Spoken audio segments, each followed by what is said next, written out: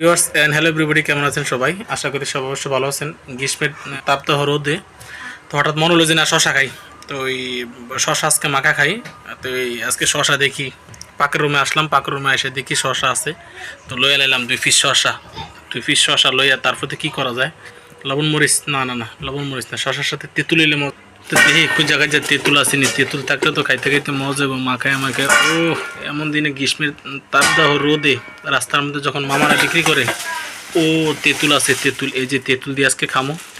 তেঁতুল লয়ে নিলাম, তেঁতুলের পরে চিন্তা করলাম যে না, এটার লগে যদি মরিচ, 2টা মরিচ টাইললাম মজা করে দেওয়ান যায়, লবণ মরিচের লগে মিশিয়ে পিষিয়া যদি দেওয়ান যায় তাহলে মনে হয় আরো মজা হবে। বাজ্যা নিলাম 2টা মরিচ, 4টা-5টা মরিচ দিয়া মরিচ টালার পরে আইসা বললাম রুমে আইসা 2টা শশা লইলাম, একটু পানি নিলাম, ভালো করে কষলা দিলাম, কারণ এর মধ্যে ফরবানি থাকে।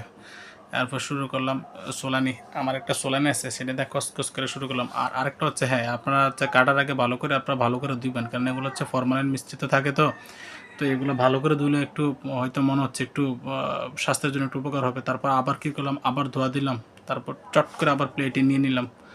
প্লেটে শুরু করলাম, একটু পানিটা তো বেশি রয়েছে, পানিটা একটু ফালাই আসি, তারপর পানিটা ফালাই এসে শুরু করলাম। তারপর আবার শুরু করলাম স্লাইস করে কাটা, এই যে একটা 4 ভাগ করলাম, 4 ভাগের পরে আবার একটারে 2 ভাগ করলাম। তারপর হচ্ছে বড়টা লইলাম, বড়টা লওয়ার পরে একটারে 2 ভাগ করলাম, দুইটারে আবার একটারে আবার 2 ভাগ করলাম, দুইটারে আবার 4 ভাগ করলাম।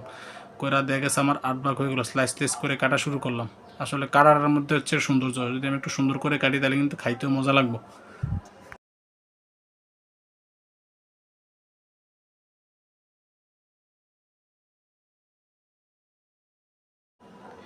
তারপর আমার কাটাকাটি শেষ, একটু লবণ দিলাম, না একটু বেশি দেওয়া যায়, না একটু বেশি দিলাম, দিয়ে একটু তারপর কী করা যায়, 2টা মরিচ চট করে ডালে দিলাম, 2টা মরিচ বড়টা ফালিয়ে জ্বালা দিলাম, দিলাম ঘষা দিয়ে ধরুন একদম পিষিয়ে ফেললাম, ধরুন একেবারে লবণ এবং মরিচ দিয়ে পিষিয়ে ফেলছি, পিষিয়ে বাস রেডি, লবণ মরিচ রেডি। এবার আমার লাগবে আমার কি, তেঁতুল।